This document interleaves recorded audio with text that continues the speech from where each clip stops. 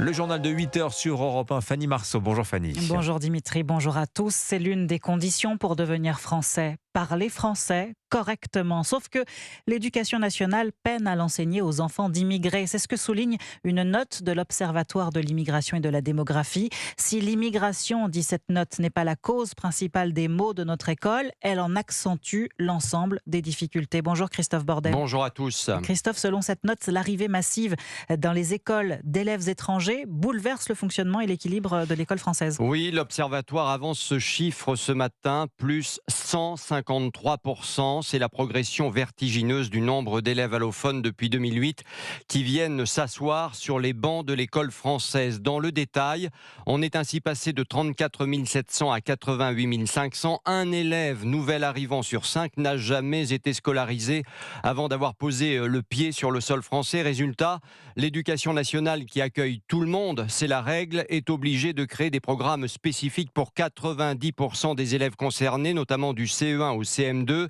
des heures de cours en langue arabe pour la plupart. 50% des élèves issus de l'immigration ne parlent pas français à la maison non plus, ce qui n'arrange rien. Les jeunes concernés qui s'en sortent le mieux semblent être ceux venus des pays d'Asie. A contrario, les jeunes originaires du Maghreb connaissent un taux d'échec important.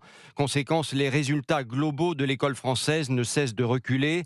Dernier point, l'islam radical s'invite de plus en plus dans les classes avec l'apparition d'insultes comme koufar ou gouer, comprenez mécréant ou occidental à la peau blanche. Certains élèves, au nom de leur culture ou de leur religion, refusent, semble-t-il, d'étudier Harry Potter, qualifié de livre de sorcellerie, ou d'écouter de la musique, en particulier à l'occasion du Ramadan. Merci Christophe Bordet. L'immigration qui bouleverse aussi certaines traditions en Europe. Noël n'y échappe pas. À Bruxelles, en Belgique, la nouvelle crèche installée sur la Grand Place semble avoir perdu son âme religieuse. Exit les personnages en bois habituels. Cette année, des mannequins sans visage représentent Marie, Joseph et l'enfant Jésus.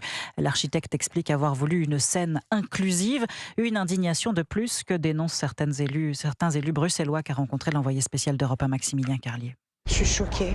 Honnêtement, je trouve ça scandaleux, horrible. La réaction de Mélissa Amirkizi, conseillère municipale du mouvement réformateur dans l'agglomération bruxelloise. Elle observe désabuser la crèche sans visage sur la Grand Place. Il manque juste un kéfi et on est au Sahara occidental. Donc ici, voilà, on voit Marie en hijab. Les manières vestimentaires, c'est très orienté vers, je pense, culture arabe. Il s'agit là d'une guerre culturelle, insiste-t-elle d'ailleurs, un islamisme qui infiltre, selon cet élu, les institutions belges. Vous allez par exemple à Molenbeek. Cette année, Molenbeek, ils ont supprimé la présence de Saint-Nicolas. Ils ont supprimé le repas de Noël pour les seniors. À Bruxelles, ils ont décidé par exemple de nommer le marché de Noël plaisir d'hiver. Et c'est le résultat, conclut cette conseillère municipale, d'une montée du communautarisme depuis près de 10 ans dans la capitale belge. À Bruxelles, Maximilien Carlier, Europe 1. Vous écoutez Europe 1 matin, il est 8h05. L'uniforme, la rigueur militaire. De retour pour les jeunes Français, un service national va voir le jour en juillet prochain. Annonce hier d'Emmanuel Macron à Vars, en Isère, sur la base du 93e régiment d'artillerie de montagne. Les inscriptions vont pouvoir débuter en janvier. Quels sont les critères pour y participer, Alexandre Chauveau ? La première promotion comptera des jeunes majeurs, garçons ou filles, essentiellement âgés de 18 à 19 ans.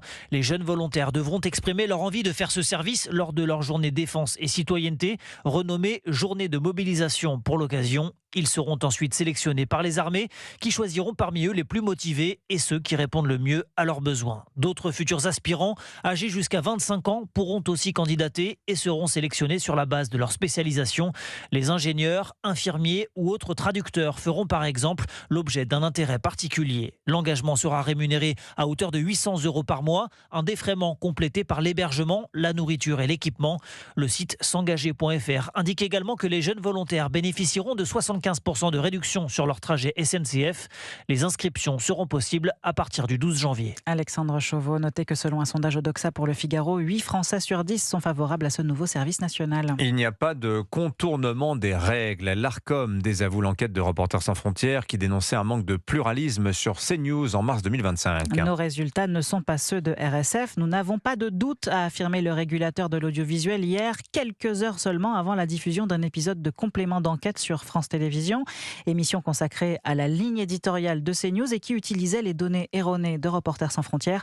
Les équipes ont dû couper donc la séquence à la dernière minute selon nos confrères du Parisien. Les méthodes de Reporters sans frontières désavouées, c'est pourtant à cette organisation qu'Emmanuel Macron voulait confier la labellisation des sites d'information. Oui, c'est ce qu'il a déclaré le 19 novembre dernier face aux lecteurs de La Voix du Nord, annonce qui ne fait pas l'unanimité parmi les médias, car en matière de neutralité, RSF est loin de donner l'exemple, Jacques Serret. Reporters sans frontières est présidé par Pierre Aski, hier journaliste à Libération, aujourd'hui éditorialiste à France Inter.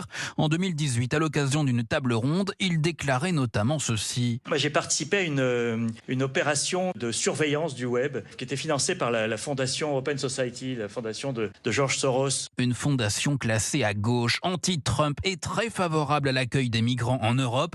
Une ligne partagée par bon nombre de cadres de Reporters sans frontières, à commencer par le directeur général Thibault Brutin, qui n'a pas hésité à prendre position lors de l'entre-deux tours des dernières élections législatives. Marine Le Pen a dit à plusieurs reprises toute l'admiration qu'elle avait pour Orban. Parce que nous savons trop ce que signifie l'extrême droite en termes de liberté de la presse, signez la pétition de RSF. RSF est devenue une bande de gauchistes, fustige Robert Ménard, qui l'a fondée il y a 40 ans.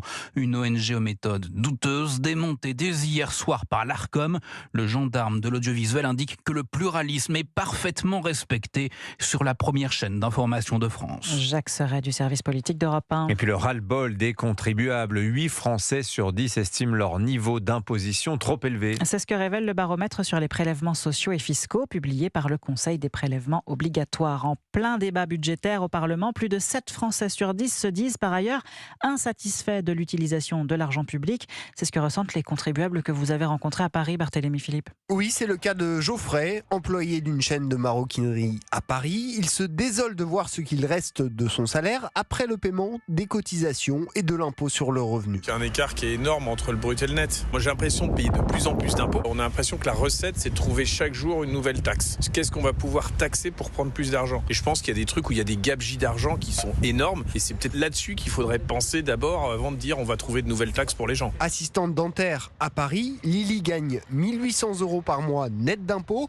Elle se sent étouffée par les prélèvements et se demande ce que les pouvoirs publics font de son argent. Il faudrait vraiment revoir l'impôt en France. On n'a pas le sentiment que notre argent sert à quelque chose. On a bradé le service public, notamment les hôpitaux. Je paye des impôts, mais on n'a rien en retour. Lily et Geoffrey se retrouvent sur un constat simple. Si les services publics étaient à la hauteur, ils accepteraient plus volontiers leur niveau d'imposition. Barthélémy Philippe du service économie d'Europe 1. Et le sport, le grand retour d'Antoine Dupont sur le terrain. Un peu moins de 9 mois après sa grave blessure au genou droit, la star du rugby français devrait retrouver la compétition avec le Stade Toulousain face au Racing 92 demain soir.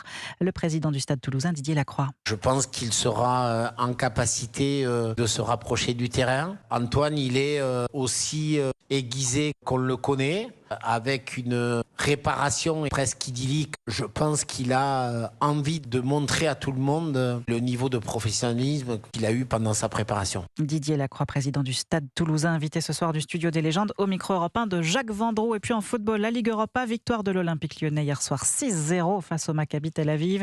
Lille a dominé le Dynamo Zagreb 4-0. Merci Fanny Marceau, c'était votre journal.